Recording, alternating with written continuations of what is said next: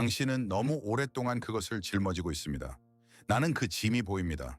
당신의 무릎은 무너지는 하늘을 어깨에 이고 있는 아틀라스처럼 떨리고 있습니다. 당신의 할 일 목록은 끝이 없고 내면의 조용하고 무자비한 목소리는 속삭입니다. 더 많이 해야 해. 이건 충분하지 않아. 당신은 지쳤습니다. 하지만 일 때문이 아닙니다. 당신은 자기 자신과의 끝없는 전쟁에 지쳤습니다. 내 말을 잘 들어보세요. 현대 세계가 게으름이나 번아웃이라고 부르는 것을 칼 융은 다르게 불렀습니다. 인비타티오, 인비타티오. 초대. 이것은 당신 시스템의 오류가 아닙니다. 이것은 완전한 파멸로부터 당신을 구하기 위해 당신의 영혼이 마지막 순간에 당긴 비상 브레이크입니다. 이것은 길의 끝이 아니라 당신의 밤의 바다 항해의 시작입니다. 앞으로 1시간 동안 우리는 더 생산적이 되는 법을 배우지 않을 겁니다. 우리는 그 반대를 할 겁니다. 우리는 당신의 영혼과 계약을 맺을 겁니다. 당신은 왜 당신의 정신이 에너지원을 차단했는지 이해하게 될 겁니다. 당신은 당신의 무기력이 어떤 지극히 중요한 과제를 숨기고 있는지 알게 될 겁니다. 그리고 가장 중요한 것은 마침내 당신의 삶을 파괴하지 않고 그 짐을 내려놓을 길을 보게 될 거라는 점입니다. 고대 그리스인들은 이 상태를 저주로 여겼지만 융은 바로 이곳에 보물이 표시된 지도를 우리에게 남겼습니다.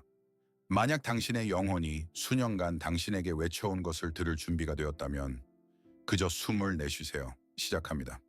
이 침묵 속으로 들어가 봅시다. 당신은 이 장소를 너무나 잘 알고 있습니다. 이곳은 아침에 눈을 뜨자마자 당신이 마주하는 바로 그 공간입니다. 발이 바닥에 닿기도 전에 당신은 이 무거움을 느낍니다. 이것은 긴 달리기나 정직한 노동의 하루 뒤에 찾아오는 기분 좋은 피로가 아닙니다. 그런 피로는 휴식을 약속합니다. 당신이 느끼는 것은 다릅니다. 이것은 마치 골수 깊숙이 자리 잡은 듯한 오래된 무거움입니다. 이것은 춤추는 법을 잊어버린 영혼의 피로입니다. 당신이 창밖을 보면 세상은 희미해 보입니다. 마치 누군가 보이지 않는 손으로 현실의 채도를 낮춘 것 같습니다. 당신의 눈에는 잿빛 필터가 씌워져 기쁨은 먼 기억으로, 열정은 피곤한 음으로 변해버립니다. 음식은 맛을 잃고 음악은 깊이를 잃습니다. 이것은 아헤도니아, 당신의 삶에서 색을 조용히 훔쳐가는 것입니다. 그리고 그림자처럼 죄책감이 뒤따릅니다. 그것은 당신의 휴대폰 화면과 함께 불을 밝힙니다. 당신은 그들을 봅니다. 다른 사람들. 그들은 달리고 성취하고 승리합니다. 그들의 삶은 영원한 생산성의 여름처럼 보입니다. 하지만 당신은 자신만의 겨울에 얼어붙어 있습니다. 당신은 이상적이고 빛나는 기계들의 세계에서 고장나고 녹슨 기계처럼 느껴집니다. 사회라는 거대한 엔진이 당신의 부동에 무관심한 채 계속 굉음을 내는 동안 회전을 멈춘 톱니바퀴처럼 말입니다. 당신은 쉬려고 하지만 잠은 안식처를 주지 않습니다. 당신은 깨어나지만 당신의 영혼은 여전히 잠들어 끝없는 공연을 요구하는 이 세상으로 나가기를 거부합니다.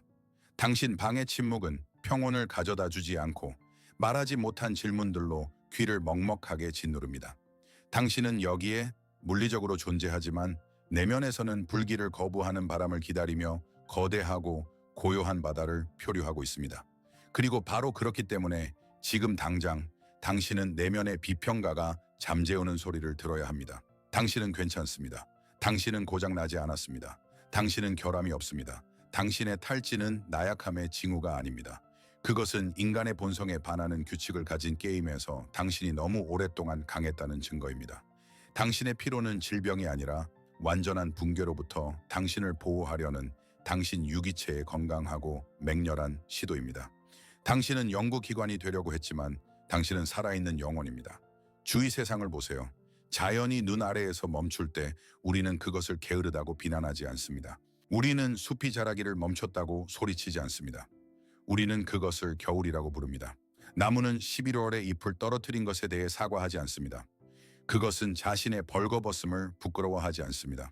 그것은 깊은 진실을 알고 있습니다. 영원한 봄은 불가능하다는 것을, 새로운 열매를 맺기 위해서는 먼저 안식에 잠겨야 합니다. 당신의 영혼 또한 자신만의 겨울을 가질 권리가 있습니다. 당신의 지금 아무것도 하지 않음은 범죄도 시간 낭비도 아닙니다. 이것은 신성한 축적의 행위입니다. 당신은 멈춘 것이 아닙니다. 당신은 단지 내면의 생명의 불꽃을 지키기 위해 외적인 것에 자신을 소모하는 것을 멈췄을 뿐입니다. 하지만 이 겨울 풍경을 더 자세히 들여다보세요.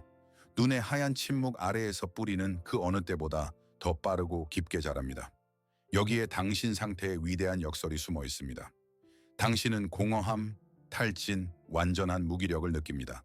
하지만 급진적인 생각을 하나 제안하겠습니다. 당신의 에너지는 어디에도 사라지지 않았습니다. 물리학에서 에너지는 그냥 증발할 수 없으며 한 형태에서 다른 형태로 전환될 뿐입니다. 영혼의 물리학에서도 마찬가지입니다. 당신의 힘은 고갈된 것이 아니라 단지 방향을 바꾼 것입니다. 당신의 정신을 거대한 집이라고 상상해 보세요. 수년 동안 모든 불은 정면 창문에서 밝게 타올랐습니다. 미소 짓고 일하고 성취하고 다른 사람들에게 호감을 사는 당신의 그 부분에서 말입니다. 우리는 이것을 페르소나라고 부릅니다. 그러나 갑자기 스위치가 내려갔습니다. 창문이 꺼졌습니다. 세상은 어둠을 보고 집이 버려졌다고 생각합니다. 하지만 이것은 환상입니다. 당신의 사회적 삶에 거실불이 꺼진 것은 단지 누군가 당신의 깊고 현명한 일부구가 손전등을 들고 기초를 확인하기 위해 지하실로 내려갔기 때문입니다. 바로 지금 당신의 무의식 깊은 곳에서는 당신의 에고가 전혀 눈치채지 못하는 거대하고 지극히 중요한 공사가 진행 중입니다. 외부 세계에서 내부 세계로 에너지의 대규모 이동이 일어나고 있습니다. 그리고 당신이 느끼는 이 납덩이 같은 무거움은요? 이것은 당신의 적이 아닙니다. 이것은 문 앞에 선 엄격한 수호자입니다. 그는 출구를 막고 당신이 헛된 대화와 무의미한 분주함에 귀중한 연료를 낭비하지 못하게 합니다. 왜냐하면 지금 에너지 한 방울 한 방울이 저 아래에서 필요하기 때문입니다. 당신의 피로는 당신의 변형을 지키고 있습니다. 하지만 문제가 있습니다. 이 작업이 이루어지도록 내버려 두는 대신 당신은 닫힌 지하실 문 앞에 서서 필사적으로 손잡이를 잡아당기고 있습니다. 당신은 카페인, 수치심, 타인의 동기부여로 당신의 피로를 덮으며 1월 한가운데에 인위적으로 여름을 불러오려 합니다. 당신은 당신을 구하기 위해 고안된 과정과 싸우고 있으며 바로 이 싸움이 피로 그 자체보다 당신을 더 지치게 합니다. 이 겨울을 받아들이기 위해 우리는 지금이 7월인 척하는 것을 멈춰야 합니다. 우리는 공황을 옆으로 치우고 설계도를 손에 들어야 합니다. 우리는 칼 융이 그랬던 것처럼 당신 영혼의 메커니즘을 바라봐야 합니다. 감정의 혼돈이 아니라 정밀한 에너지 흐름의 시스템으로 말입니다. 우리는 파열의 정확한 위치를 찾아야 합니다. 하지만 답을 찾기 위해 이 지하실로 내려가기 전에 우리는 왜 당신이 그토록 필사적으로 이 문을 닫아두려 했는지 이해해야 합니다. 우리는 정확히 어떤 환상이 당신으로 하여금 자신을 멈출 권리가 없는 기계라고 믿게 만들었는지 보아야 합니다. 솔직해져서 당신의 병력을 살펴봅시다. 당신은 이미 이 문제를 해결하려고 시도했었죠. 그렇지 않나요? 아마도 당신의 무기는 표준적이었을 겁니다. 당신은 하루를 분 단위로 계획하며 엄격한 시간 관리를 시도했습니다.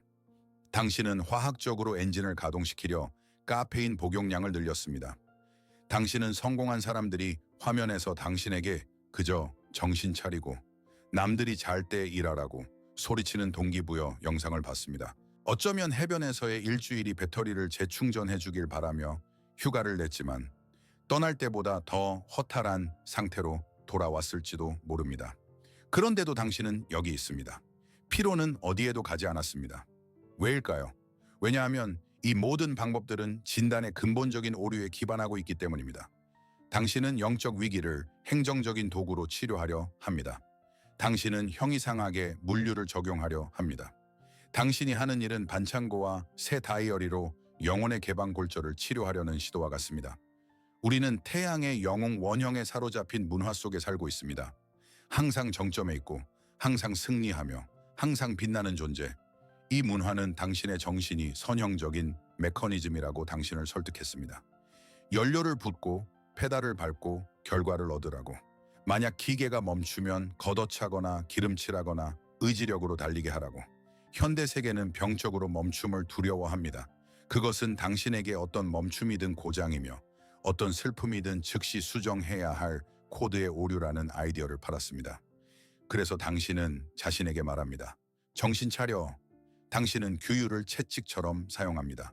하지만 여기 잔인한 진실이 있습니다. 당신의 영혼의 의지에 반하여 자신을 기능하도록 강요할 때마다 당신은 문제를 해결하는 것이 아닙니다. 당신은 빚의 구렁텅이를 더 깊게 파고 있습니다. 당신은 살아갈 힘이 부족할지도 모르는 미래로부터 에너지를 빌려 쓰고 있습니다. 당신은 게으르지 않습니다. 당신은 그저 잘못된 상처에 잘못된 약을 바르고 있을 뿐입니다. 당신은 멈춰서 그 메시지를 듣는 대신 당신의 고통을 최적화하려고 합니다. 당신은 부러진 다리로 마라톤을 뛰면서 충분히 빨리 달리면 뼈가 저절로 붙을 것이라고 자신을 설득하고 있습니다. 그런 일은 일어나지 않습니다. 정신을 차리려는 이 모든 시도는 당신 에너지의 본질 자체를 무시하기 때문에 실패합니다. 잠시 당신의 생명력, 융의 리비도라고 불렀던 것, 이 그저 채울 수 있는 탱크 속의 휘발유가 아니라고 상상해 보세요. 그것은 강력하고 야생적이며 물이 가득한 강입니다. 자연스러운 상태에서 그것은 자유롭게 흘러 당신 삶의 강둑에 영향을 공급하고 기쁨, 창의성, 행동하려는 욕구를 가져다 줍니다.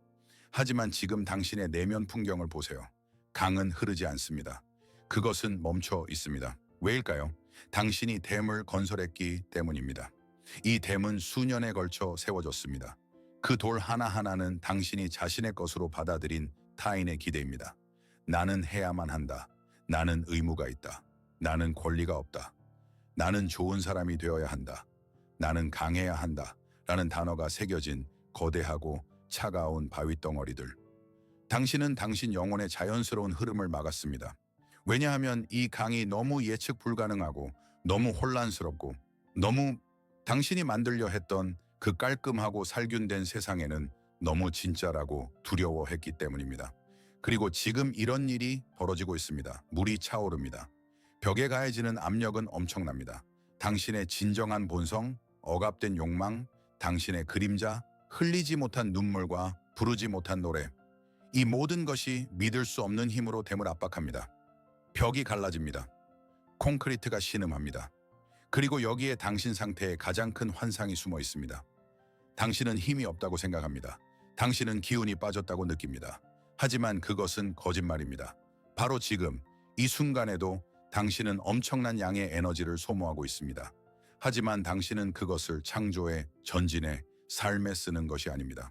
당신은 이 댐을 유지하는 데 모든 생명력을 쏟아붓고 있습니다. 당신은 떨리는 벽에 어깨를 기대고 서서 그것이 무너지지 않기를 기도합니다. 당신의 피로는 연료의 부재가 아닙니다. 그것은 세상에 보이지 않는 거대한 긴장의 결과입니다. 이것은 자기 자신과의 전쟁의 대가입니다. 당신은 자신의 본질을 억누르는데 너무 바빠서 삶 자체에는 자원이 남아있지 않습니다. 당신은 약하지 않습니다. 오히려 당신은 바다를 막으며 엄청난 힘을 발휘하고 있습니다. 하지만 그 힘은 당신 자신을 향하고 있습니다. 이제 그 벽에서 물러나세요. 한 걸음 뒤로 가세요. 저는 우리가 은유에 대해 이야기하는 것을 멈추고 당신의 삶에 대해 이야기하기를 바랍니다. 바로 지금 저는 당신에게 어려운 일을 하나 부탁드립니다. 용기가 있다면 이 영상을 잠시 멈추세요. 단 1분만. 이 침묵 속에서 저는 당신이 수년간 피해왔던 질문을 스스로에게 던져보기를 바랍니다. 이 벽을 더 이상 지탱하지 않는다면 당신은 어떤 사람이 될까 두렵습니까? 만약 당신이 그냥 손을 놓아버린다면 무슨 일이 일어날까요? 당신은 어떤 재앙을 그렇게 두려워합니까? 당신이 쓸모없는 사람이 될까봐? 당신이 편하고 기능적인 사람이기를 멈추면 사랑받지 못하게 될까봐? 이 성공한 사람의 가면 아래에 두려워하고 작고 전혀 완벽하지 않은 누군가가 드러날까봐? 스스로에게 솔직히 물어보세요. 당신은 지금 누구의 삶을 살고 있습니까? 어제를 떠올려 보세요. 시간별로 되짚어 보세요. 그날 중 몇 분이 당신의 것이었습니까?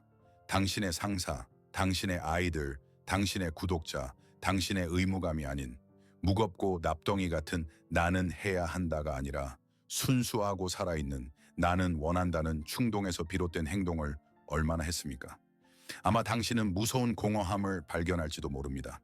아마 당신은 다른 누군가를 위해 이상적인 삶을 만들었다는 것을 깨달을지도 모릅니다. 당신을 자랑스러워하길 원했던 부모님을 위해, 당신에게 수능을 요구했던 사회를 위해. 하지만 이 아름다운 집에는 당신을 위한 자리가 없습니다. 그 순간을 기억해 보세요. 어쩌면 어린 시절, 어쩌면 몇 년 전 당신이 무언가를 그저 했던 때를, 전시회를 생각하지 않고 그림을 그렸을 때, 피트니스 밴드의 걸음수를 세지 않고 산책했을 때, 그 맛을 기억하나요? 당신에게서 한 방울씩 짠해지는 삶이 아니라 당신을 통해 흐르는 삶의 맛을. 그 사람은 지금 어디에 있습니까? 만약 당신의 내일에서 해야 한다라는 단어를 없앤다면 당신이 깨어나고 싶게 만드는 무언가가 남아있을까요? 아니면 오직 침묵과 자신의 자유에 대한 두려움만 남을까요? 이 질문들에 답하면서 공허함을 느꼈다면 두려워하지 마세요. 이것은 좋은 신호입니다. 이것은 당신이 자신과 당신이 연기하는 역할 사이의 차이를 보기 시작했다는 의미입니다. 이 역할에는 이름이 있습니다. 칼 융은 그것을 페르소나라고 불렀습니다. 페르소나는 우리가 세상으로 나가기 위해 쓰는 가면입니다. 이것은 우리의 사회적 얼굴, 좋은 직원, 이상적인 부모, 성공한 사업가의 의상입니다. 페르소나는 필요합니다. 그것은 피부가 살을 보호하듯 외부 세계의 거침으로부터 우리의 연약한 영혼을 보호합니다. 그것이 없다면 우리는 너무나 벌거벗겨질 것입니다. 하지만 당신의 비극 그리고 당신의 치명적인 피로의 원인은 당신이 치명적인 실수를 저질렀다는 데 있습니다. 당신은 그것이 가면이라는 것을 잊었습니다. 당신은 가면이 바로 당신 자신이라고 믿었습니다. 당신은 너무 오랫동안 너무 열심히 이상적인 사람의 역할을 연기해서 그 역할이 당신의 얼굴에 달라붙었습니다. 가면은 두껍고 무겁고 꿰뚫을 수 없게 되었습니다. 그것은 더 이상 당신을 보호하지 않습니다. 그것은 당신을 질식시킵니다. 당신은 그 빛을 유지하고 그 균열을 닫고 속으로는 울부짖고 싶을 때 그려진 입으로 미소 짓기 위해 모든 힘을 쏟고 있습니다. 융은 경고했습니다. 우리가 페르소나와 완전히 자신을 동일시할 때 우리는 생명의 원천으로부터 스스로를 차단한다고. 페르소나는 죽은 물질입니다. 그것은 에너지를 생성하지 않고 오직 소비할 뿐입니다. 살아있는 에너지, 바로 그 리비도는 자기로부터 당신의 깊고 진실하며 종종 어둡고 불편한 중심으로부터 흐릅니다. 하지만 이 중심은 지금 사회적 기대의 층 아래에 묻혀 있습니다. 당신의 피로는 당신의 진정한 나의 병이 아닙니다. 당신의 진정한 나는 힘으로 가득 차 있습니다. 지친 것은 당신의 페르소나입니다. 그것은 달아 없어졌습니다. 그것은 더 이상 현실의 무게를 견딜 수 없습니다. 그리고 신께 감사합니다. 왜냐하면 이 갑옷 아래에서 숨 막혀 하던 당신의 영혼이 마침내 비상 브레이크를 눌렀기 때문입니다. 칼 융은 여기서 엄격한 비평가가 아니라 당신의 고통을 보는 현명한 안내자로 등장합니다. 그는 시간을 초월하여 당신을 바라보며 말합니다. 가면을 벗어라. 그것은 너무 꽉 끼게 되었다. 너는 그것보다 커졌다. 만약 네가 스스로 벗지 않는다면 너의 정신이 힘으로 그것을 찢어버릴 것이고 그것은 고통스러울 것이다. 하지만 그것이 다시 숨쉬기 시작할 유일한 방법이다. 당신은 너무 오랫동안 역할을 연기해서 분장실에 살아있는 누군가가 당신을 기다리고 있다는 것을 잊었습니다. 그리고 그 누군가는 필사적으로 집에 가고 싶어 합니다. 그리하여 가면은 갈라졌습니다. 에너지는 고갈되었습니다. 당신은 심연으로 떨어지는 것을 느낍니다. 하지만 이 추락을 융의 눈으로 바라봅시다. 그러면 아마도 당신의 두려움은 당신 자신의 본성의 지혜에 대한 경외심으로 바뀔 것입니다. 융은 이 과정을 리비도의 퇴행이라고 불렀습니다. 우리 세계에서 퇴행이라는 단어는 무섭게 들립니다. 그것은 뒷걸음질, 퇴보, 후퇴를 의미합니다. 하지만 영혼의 지도에서 뒤로는 종종 깊이를 의미합니다. 당신의 의식을 번영하는 왕국이라고 상상해 보세요. 이 왕국의 왕은 당신의 에고입니다. 오랫동안 왕은 자신감 있게 통치했습니다. 그는 도시를 건설하고 전쟁을 치르고 국경을 확장했습니다. 왕국의 모든 자원, 모든 금, 모든 에너지는 외부 확장에 쓰였습니다. 그러나 어느 날 왕이 병들었습니다. 오래된 방법들은 더 이상 통하지 않았습니다. 땅은 더 이상 열매를 맺지 않았습니다. 생명의 우물은 말라버렸습니다. 이 순간에 무슨 일이 일어날까요? 생명은 왕국에서 사라지지 않습니다. 그것은 단지 거리에서 사라질 뿐입니다. 이전에 밖으로, 일, 소통, 성취로 흘렀던 에너지가 180도 방향을 바꿉니다. 그것은 안으로 그리고 아래로 흐르기 시작합니다. 그것은 성의 지하 감옥으로 왕이 수년간 들여다보기를 두려워했던 무의식의 어둡고 축축한 카타콤으로 들어갑니다. 이것이 바로 당신의 피로입니다. 이것은 썰물입니다. 물이 해안에서 빠져나간 것은 바다가 말랐기 때문이 아니라 어딘가 깊은 곳에서 거대한 파도가 형성되고 있기 때문입니다. 윤근 에너지가 그냥 퇴행하는 것이 아니라고 가르쳤습니다. 그것은 잃어버린 것을 찾기 위해 과거로, 기억의 깊은 곳으로, 본능과 원형의 세계로 갑니다. 그것은 병든 왕을 위한 약을 찾기 위해 지하 세계로 내려갑니다. 아마 당신은 어린 시절에 놀이 능력을 잊었을 것입니다. 아마 당신은 편한 사람이 되기 위해 건강한 공격성을 억눌렀을 것입니다. 아마 당신은 질서를 위해 창의적인 혼돈을 포기했을 것입니다. 이 모든 거부된 당신의 부분들은 저기 어둠 속에서 살고 있습니다. 그들은 굶주려 있습니다. 그리고 당신의 에너지는 그들을 먹이고 살리고 다시 왕좌로 돌려보내기 위해 그들에게로 갔습니다. 당신의 우울, 당신의 무기력, 이것은 공허가 아닙니다. 이것은 당신 영혼의 지하실에 있는 붐비는 대기실입니다. 거기서 지금 비밀 회의가 열리고 있습니다. 거기 어둠 속에서 당신의 정신은 오래된 기록 보관소를 뒤지고 잊힌 열쇠를 찾고 부러진 칼을 다시 녹이고 있습니다. 이것은 추락이 아닙니다. 이것은 탐험입니다. 당신의 영혼은 수색대를 꾸려 당신 존재의 가장 위험하고 어두운 구석으로 보냈습니다. 왜냐하면 오직 그곳, 진흙과 그림자 속에만 당신의 삶을 치유할 수 있는 보물이 숨겨져 있기 때문입니다. 당신은 죽어가는 것이 아닙니다. 당신은 부활을 준비하고 있습니다. 하지만 부활하기 위해서는 먼저 이 비옥한 어둠 속으로 잠기는 것을 자신에게 허락해야 합니다. 당신에게 무서울 정도로 익숙하게 들릴 수 있는 이야기를 하나 해드리겠습니다. 이것은 신화 속 영웅의 이야기가 아니라 피와 살을 가진 한 사람의 이야기입니다. 그를 마크라고 부릅시다. 마크는 말 그대로 자기 삶의 건축가였습니다. 40살에 그는 완벽한 외관을 구축했습니다. 법률 회사의 파트너, 파노라마 창문이 있는 집, 아름다운 가족, 고급 헬스장 회원권. 그의 삶은 스위스 시계 같았습니다. 정확하고 비싸고 흠잡을 데 없었습니다. 그는 규율의 대가였습니다. 피로는 약한 자들을 위한 것이라고 그는 회의 전에 3번째 에스프레소를 마시며 스스로에게 말했습니다. 하지만 어느 평범한 화요일 아침 6시에 알람이 울렸고 마크는 움직일 수 없다는 것을 깨달았습니다. 감기가 아니었습니다. 그의 팔과 다리는 멀쩡했습니다. 하지만 그가 20년 동안 의지해온 그 강철 같은 의지가 그냥 사라져 버렸습니다.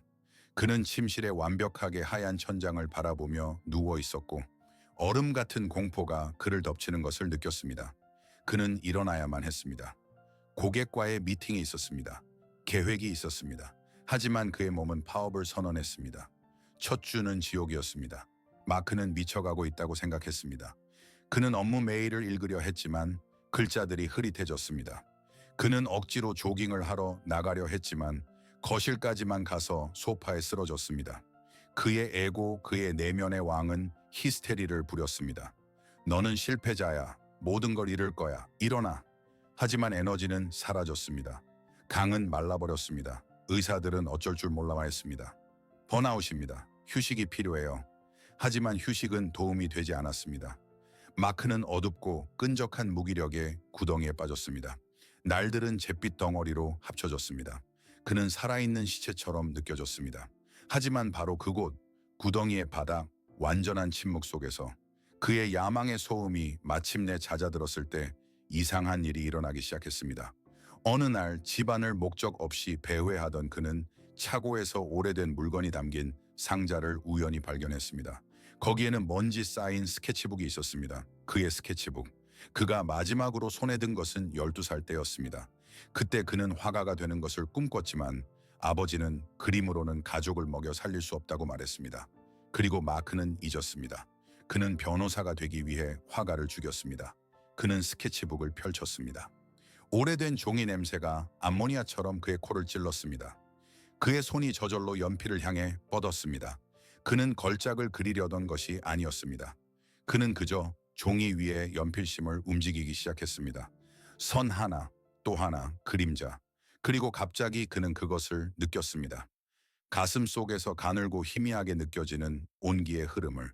반년 만에 처음이었습니다. 마크는 3시간 동안 그림을 그렸습니다. 그는 점심을 걸렀습니다. 그는 휴대폰 확인하는 것을 잊었습니다. 그가 끝냈을 때 그의 손은 흑연으로 더러워졌고 그림은 서툴렀습니다. 하지만 그의 눈에는 빛이 있었습니다. 법정에서 사라졌던 에너지는 없어지지 않았습니다. 그것은 마크가 30년 전에 가둬두었던 12살 소년을 찾기 위해 그의 기억의 지하실로 내려갔습니다. 그것은 돌아와서 말했습니다. 너는 몸을 위한 집은 지었지만 영혼을 위한 집을 짓는 것을 잊었어. 그날 저녁 그는 같은 천장을 바라보며 누워 있었고 그의 제국이 무너지는 것을 느꼈지만 20년 만에 처음으로 자신의 숨소리를 들었습니다. 그리고 그 숨소리는 평온했습니다. 이 이야기를 주의 깊게 보세요. 마크는 그냥 등장인물이 아닙니다. 마크는 당신 자신의 영혼의 일부입니다. 바로 지금 당신은 아마도 자신의 어두운 방에 누워 몸과 마음에 배신당했다고 느끼고 있을 겁니다. 당신은 자신의 부동을 보고 그것을 붕괴라고 부릅니다. 당신은 그것을 게으름, 우울, 실패라고 부릅니다. 하지만 제 말을 들어보세요. 당신의 피로는 당신의 삶을 파괴하러 온 적이 아닙니다. 이것은 구조작전입니다. 마크에게 일어났던 일, 그리고 당신에게 일어나고 있는 일, 이것은 반란입니다. 이것은 당신 에고의 폭정에 대한 당신의 깊고 진정한 본성의 봉기입니다. 당신의 영혼은 당신이 그토록 열심히 쌓아온 삶, 그 끝없는 해야만 하는 것들, 그 거짓 미소들, 그 타인의 이상을 좇는 추격을 보고 말했습니다. 이제 그만. 나는 이것에 더 이상 에너지 한 방울도 주지 않겠다. 네가 스스로 멈추지 않는다면 내가 힘으로 너를 멈추겠다. 당신의 정신은 당신을 무의미함으로부터 구하고 있습니다. 그것은 독성이 있거나 죽어버린 당신 삶의 시스템들로부터 전원을 차단하고 있습니다. 그것은 당신의 페르소나로부터 에너지를 빼앗고 있습니다. 왜냐하면 페르소나는 숙주를 잡아먹는 기생충이 되었기 때문입니다. 당신은 아무것도 하지 않는다고 생각합니다. 당신의 에고는 당신이 시간을 낭비하고 있다고 소리칩니다. 하지만 이것은 가장 큰 환상입니다. 나비로 변하는 애벌레를 생각해 보세요. 그것이 고치 속으로 들어갈 때 밖에서는 죽은 것처럼 보입니다. 그것은 움직이지 않습니다. 먹지도 기어다니지도 목표를 달성하지도 않습니다. 하지만 고치 안에서는 자연에서 가장 강렬하고 가장 복잡하며 가장 에너지를 많이 소모하는 과정이 일어납니다. 애벌레는 말 그대로 녹아서 기본 입자로 분해되어 완전히 새로운 형태로 다시 조립됩니다. 당신은 고치 안에 있습니다. 당신이 게으름이라고 부르는 것을 융근 잠복기라고 불렀을 것입니다. 바로 지금 당신이 소파에 누워 무기력함에 대해 자신을 꾸짖는 동안 당신 안에서는 거대한 작업이 진행 중입니다. 당신의 정신은 당신의 가치 체계를 재구성하고 있습니다. 그것은 당신의 인생 시나리오를 다시 쓰고 있습니다. 그것은 당신의 내면의 화가, 당신의 잊힌 아이, 당신의 진정한 열정을 찾고 있습니다. 당신은 아무것도 하지 않고 누워있는 것이 아닙니다. 당신은 새로운 자신을 잉태하고 있습니다. 그리고 이 과정은 당신의 모든 에너지를 남김없이 필요로 합니다. 당신에게 외부 생활을 위한 힘이 없는 것은 모든 에너지가 내부 공사로 갔기 때문입니다. 지금 자신에게 생산성을 요구하는 것은 임산부에게 마라톤을 뛰라고 요구하는 것과 같습니다. 그녀는 새로운 생명을 창조하느라 바쁩니다. 그리고 당신도 마찬가지입니다. 그러니 다음에 머릿속의 목소리가 당신에게 너는 쓸모없어 라고 말하면 그에게 대답하세요. 조용히 해. 나는 바빠. 나는 다시 태어나고 있어. 이제 마크의 이야기를 보고 고치의 메커니즘을 이해했으니 두 번째 질문을 드리고 싶습니다. 이것은 첫 번째보다 더 어렵습니다. 왜냐하면 당신에게 단순히 정직함 뿐만 아니라 마음의 기억을 요구하기 때문입니다. 마크는 그의 오래된 스케치북을 찾았습니다. 그것이 그의 열쇠였습니다. 하지만 우리 각자는 자신만의 열쇠가 있고 자신만의 잠긴 지하실이 있습니다. 우리 모두는 이른 청소년기나 청년기에 자신의 영혼에 대해 똑같은 범죄를 저지릅니다. 어른이 되기 위해, 사회에 적응하기 위해, 사랑이나 돈을 얻기 위해 우리는 우리 자신의 가장 살아있고 가장 빛나지만 가장 불편한 부분들을 가져다가 절단합니다. 누군가는 세상이 강인함을 요구했기 때문에 자신의 감수성을 묻었습니다. 누군가는 안정적인 월급을 위해 자신의 창의적인 혼돈을 질식시켰습니다. 누군가는 품위 있는 사람이 되기 위해 자신의 야생성과 직관을 포기했습니다. 우리는 이 부분들을 페르소나의 재단에 희생물로 바쳤습니다. 우리는 그것들을 죽였다고 생각했습니다. 하지만 원형은 죽지 않습니다. 그것들은 그림자 속에서 살며 기다립니다. 그래서 저는 당신에게 묻습니다. 지금의 당신이 되기 위해 당신은 자신 안에 무엇을 묻었습니까? 당신은 어떤 목소리를 침묵시켰습니까? 화가의 목소리, 반항가의 목소리, 몽상가의 목소리, 아니면 어쩌면 양복이 젖을 걱정 없이 그냥 비를 즐길 줄 알았던 사람의 목소리. 저는 당신을 작은 용기의 행동으로 초대하고 싶습니다. 심리학은 우리에게 가르칩니다. 이름이 불린 것은 우리에 대한 지배력을 잃고 보이게 된다고. 그것이 당신 머릿속의 생각일 뿐일 때는 모호합니다. 하지만 당신이 그것들을 적을 때 당신은 현실과 새로운 계약을 맺는 것입니다. 아래로 내려가 이 영상 아래 댓글로 가세요. 저는 우리가 이 공간을 집단적 해방의 장소로 만들기를 바랍니다. 단 두 문장만 쓰세요. 이 공식을 사용하세요. 저는 당신의 가면으로 사는 것에 지쳤습니다. 저는 당신이 잃어버린 부분을 되찾고 싶습니다. 예를 들어, 저는 모든 것을 혼자 해결하는 강한 여자로 사는 것에 지쳤습니다. 저는 도움을 요청하고 약해질 수 있는 능력을 되찾고 싶습니다. 또는 저는 성공한 성취가로 사는 것에 지쳤습니다. 저는 놀고 쓸모없는 일을 할 수 있는 능력을 되찾고 싶습니다. 어떻게 들릴지 생각하지 마세요. 자신을 편집하지 마세요. 이것이 말로 표현된 영혼의 외침이 되게 하세요. 이것을 쓴 후에는 한 가지 더 하세요. 다른 사람들의 댓글을 읽어보세요. 당신은 이 어두운 방의 혼자가 아니라는 것을 알게 될 것입니다. 당신은 똑같이 무거운 가면을 쓰고 똑같이 잃어버린 삶을 그리워하는 수백, 수천 명의 사람들을 보게 될 것입니다. 우리는 종종 우리의 고통이 독특하고 우리를 고립시킨다고 생각합니다. 하지만 역설적으로 우리가 하나가 되는 것은 바로 우리의 취약함 속에서입니다. 이 영상 아래의 댓글이 낡고 달아빠진 가면들의 묘지이자 새로운 희망의 정원이 되게 합시다. 당신의 짐을 거기에 내려놓으세요. 그것에 이름을 붙이세요. 그리고 우리가 얼마나 많은지 보세요. 이제 우리의 가면의 이름을 부르고 우리의 상실을 보았으니 우리는 가장 어렵지만 가장 중요한 단계에 접근합니다. 우리는 우리에게 일어나고 있는 일에 대한 우리의 태도 자체를 바꿔야 합니다. 우리는 위기를 적으로 생각하는데 익숙합니다. 우리는 우리의 약함, 무기력, 붕괴를 수정해야 할 실수로 인식합니다. 하지만 융이 그토록 깊이 연구했던 고대 연금술사들은 다른 진실을 알고 있었습니다. 그들은 금, 완벽하고 온전한 영혼의 상징, 이부에서 창조될 수 없다는 것을 알았습니다. 그리고 그것은 순수하고 빛나는 금속에서도 창조될 수 없습니다. 금은 오직 진흙에서만 태어납니다. 납에서, 어둠에서. 영음술에서 위대한 작업의 첫 번째 단계는 니그레도, 닉레도, 흑화라고 불립니다. 이것은 부패, 분해, 오래된 형태의 죽음의 단계입니다. 이것은 영혼의 어두운 밤입니다. 이것은 당신이 자신이라고 생각했던 모든 것이 제로 변하는 순간입니다. 당신은 지금 니그레도 단계에 있습니다. 당신의 에고는 부패의 냄새를 맡았기 때문에 공포에 질려 소리칩니다. 그것은 야망이 무너지고 힘이 녹아내리고 자신감이 사라지는 것을 봅니다. 에고에게 이것은 죽음입니다. 하지만 영혼에게는 이것은 삶의 시작입니다. 당신은 이해해야 합니다. 오래된 형태의 분해 없이는 새로운 형태가 태어날 수 없다는 것을. 씨앗은 싹을 틔우기 위해 땅 속에서 썩어야 합니다. 만약 씨앗이 자신의 완벽하고 매끄러운 형태를 유지하려고 한다면 그것은 영원히 그냥 씨앗으로 남을 것입니다. 그것은 결코 이삭이 될 수 없습니다. 당신의 나는 더 이상 이렇게 살 수 없어는 패배의 인정이 아닙니다. 이것은 기도입니다. 이것은 진실의 순간입니다. 이것은 당신의 낡은 나의 껍질이 마침내 안에서 자라나는 새로운 생명의 압력 아래 갈라진 바로 그 순간입니다. 그러니 분해와 싸우는 것을 멈추세요. 당신의 낡은 페르소나의 조각들을 다시 붙이려고 하지 마세요. 그것들이 떨어지게 내버려 두세요. 이 침묵 속에서, 이 무의 속에서 자신을 썩게 내버려 두세요. 당신의 패배를 받아들이세요. 왜냐하면 당신의 낡은 삶의 방식의 완전한 무력함을 인정해야만 당신보다 더 큰 무언가를 위한 자리를 내어줄 수 있기 때문입니다.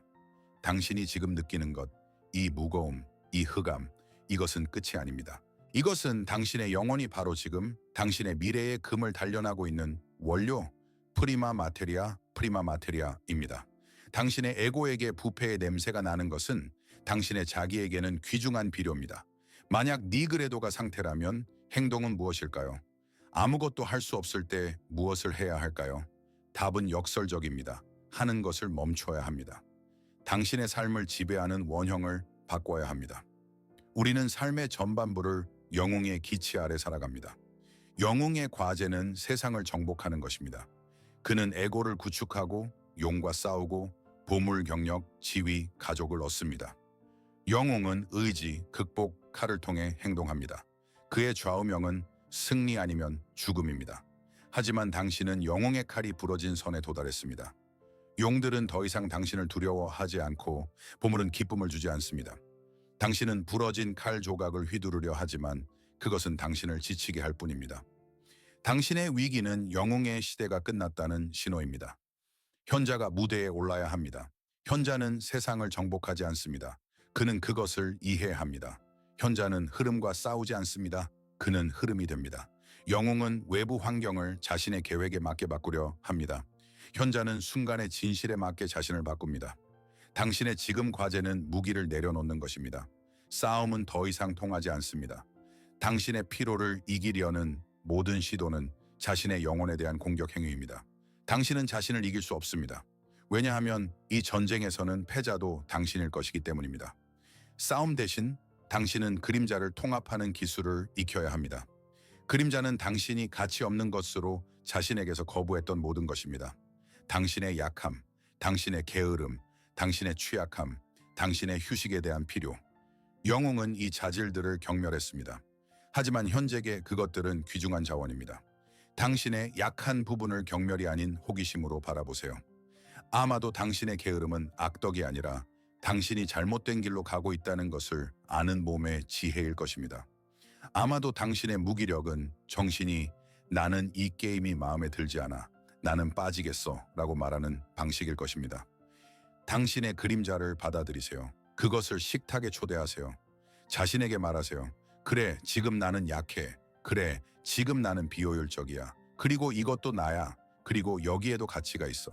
이것은 성공을 향한 영원한 경주보다 훨씬 더 큰 용기를 필요로 합니다. 모두가 뛸 때 뛰는 것은 쉽습니다. 멈춰 서서 공허와 마주하는 것은 어렵습니다. 오늘날의 용기는 억지로 일어나 달리는 것이 아니라 누워서 진실을 들을 때까지 듣는 것입니다. 용기는 자신을 불완전하고 부서지고 아무것도 아닌 존재로 허락하면서도 자신을 존중하는 것을 멈추지 않는 것입니다. 철학은 아름답지만 오늘 저녁 당신이 생각과 단둘이 남았을 때 이것을 어떻게 적용할 수 있을까요? 저는 당신에게 두 가지 구체적인 도구를 주고 싶습니다. 이것들은 즉시 고통을 없애주는 약이 아닙니다. 이것들은 바로 그 지하실로 가는 문을 여는 데 도움이 될 열쇠입니다. 첫 번째 도구를 윤근 적극적 상상이라고 불렀습니다. 바로 지금 당신의 피로는 형태가 없고 억압적인 구름입니다. 그것은 어디에나 있고 어디에도 없기 때문에 무섭습니다. 그것의 형태를 부여합시다. 눈을 감으세요. 당신의 피로가 살아있는 존재라고 상상해 보세요. 그것은 누구입니까? 어쩌면 무거운 자루를 맨 구부정한 노인일까요? 그저 안고 싶어 하는, 어쩌면 구석에서 잊힌 채 울고 있는 아이일까요? 아니면 건드리지 못하게 이빨을 드러내는 상처 입은 동물일까요? 아니면 길을 막는 검은 갑옷을 입은 엄격한 수호자일까요? 이 이미지를 쫓아내려 하지 마세요. 그것을 고치거나 즐겁게 만들려고 하지 마세요. 그저 바라보세요. 그리고 나서 당신의 상상 속에서 그것과 대화하세요. 그에게 물어보세요. 너는 누구니? 왜 지금 나에게 왔니? 너는 무엇으로부터 나를 보호하고 있니? 내가 무엇을 멈추기를 원하니? 그리고 들으세요. 답은 말로 오지 않을 수도 있습니다. 그것은 느낌, 기억, 이미지로 올 수 있습니다. 이 악마를 쫓아내려 하지 마세요. 그를 채 초대하고 그가 어떤 소식을 가져왔는지 물어보세요. 당신은 놀랄 것입니다. 종종 이 괴물은 당신이 들어주기를 바라며 소리치다 지친 가장 충실한 동맹자로 드러납니다. 두 번째 도구는 아무것도 하지 않는 일기입니다. 우리 모두는 할 일 목록, to-do list을 쓰는 법을 압니다. 그것들은 우리의 삶을 지배합니다. 저는 당신에게 반란을 제안합니다. 신성한 게으름의 실천을 시작하세요. 하루 중 시간을 정하세요. 20분이든 1시간이든 그 시간에는 유용해지는 것이 절대적으로 금지됩니다. 이 시간에는 일할 수 없습니다. 공부할 수 없습니다. 팟캐스트를 들을 수 없습니다. 이것조차도. 청소할 수 없습니다. 자기 개발을 할 수 없습니다. 무엇을 할 수 있을까요? 창밖을 볼 수 있습니다. 바닥에 누울 수 있습니다. 목적 없이 낙서를 할 수 있습니다. 경로 없이 산책할 수 있습니다. 당신의 에고는 반란을 일으킬 것입니다. 그것은 소리칠 것입니다. 우리는 시간을 낭비하고 있어. 하지만 당신은 단호하게 말해야 합니다.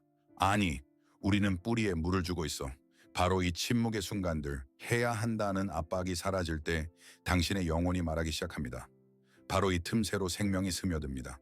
오늘 이것을 시도해 보세요. 결과를 위해서가 아니라, 그저 하는 것이 아니라 존재하는 것이 어떤 느낌인지 느껴보기 위해서.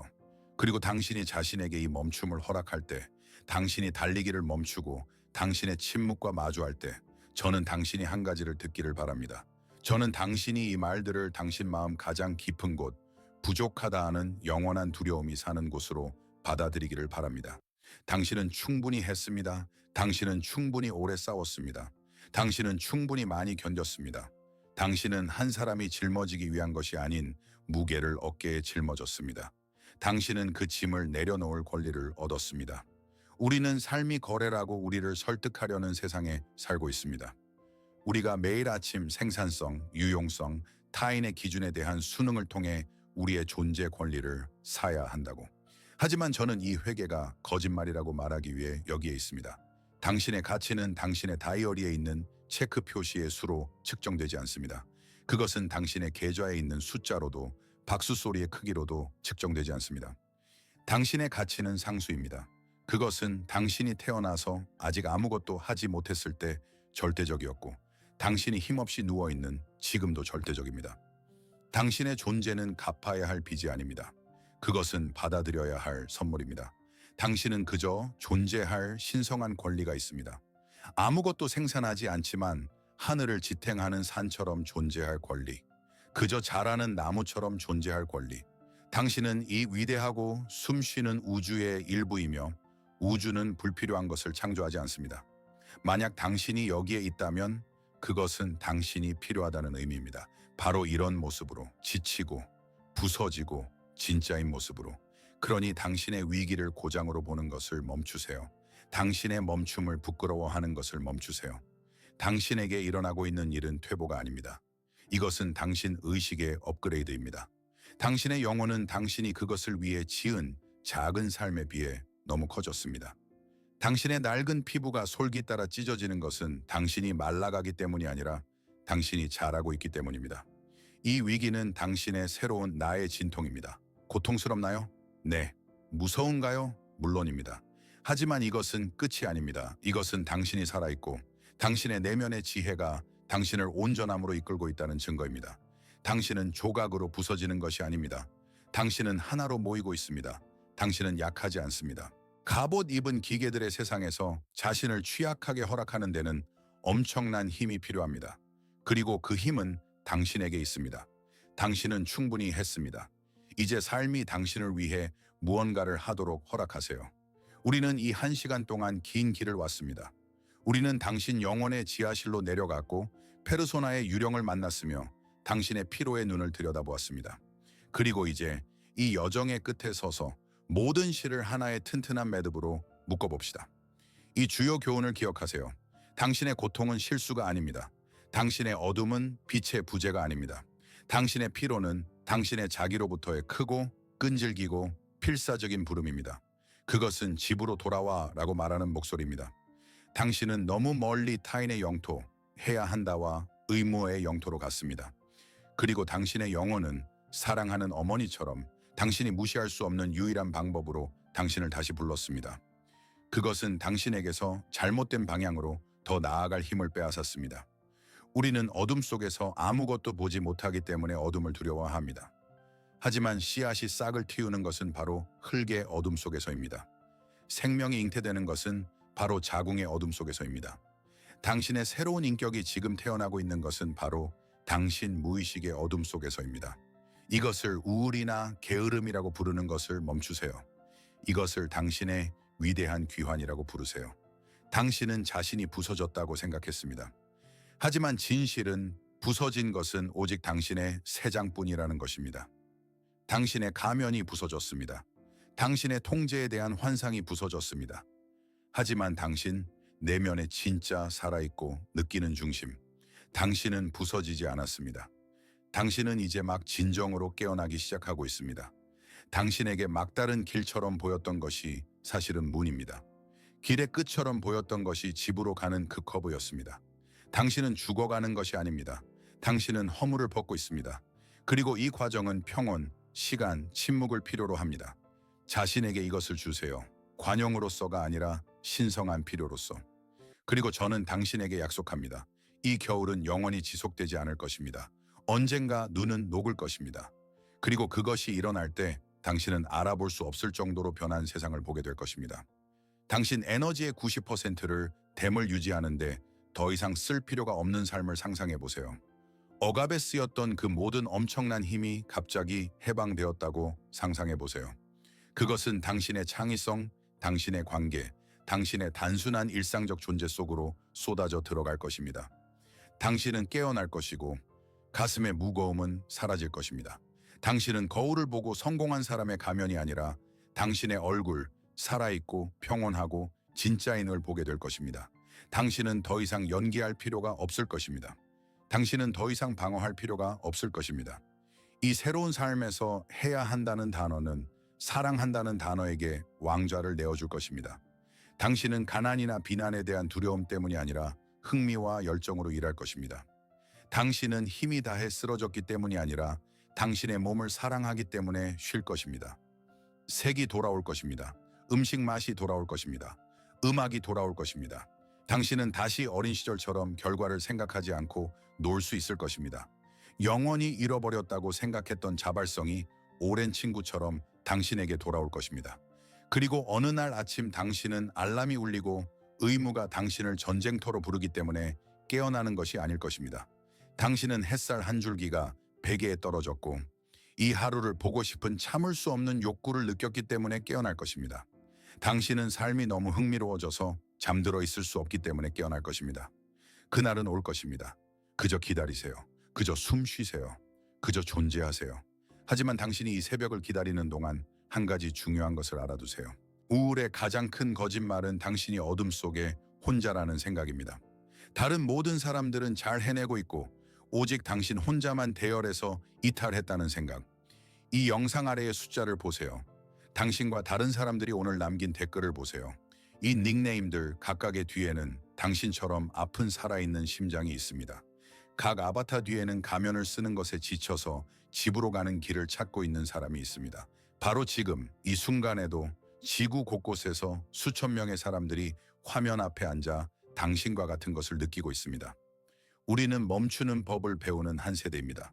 우리는 무의미한 경주에 아니오라고 말하기로 결심하고 영혼으로의 힘든 귀환의 길을 시작한 세대입니다. 당신은 외톨이가 아닙니다. 당신은 거대하고 보이지 않는 탐구자들의 형제단의 일부입니다. 우리 모두는 다른 길을 따라 같은 근원을 향해 가는 지친 여행자들입니다. 당신의 고통은 우리의 공통된 고통입니다. 당신의 희망은 우리의 공통된 희망입니다. 이 밤에 당신은 혼자가 아닙니다. 우리는 함께 걷고 있습니다. 우리의 여정은 끝나가지만 당신의 내면 작업은 이제 막 시작됩니다. 바깥 세상은 매우 시끄럽습니다. 이 영상이 끝나자마자 일상의 소음이 다시 당신 영혼의 조용한 목소리를 잠재우려 할 것입니다. 그런 일이 일어나게 두지 마세요.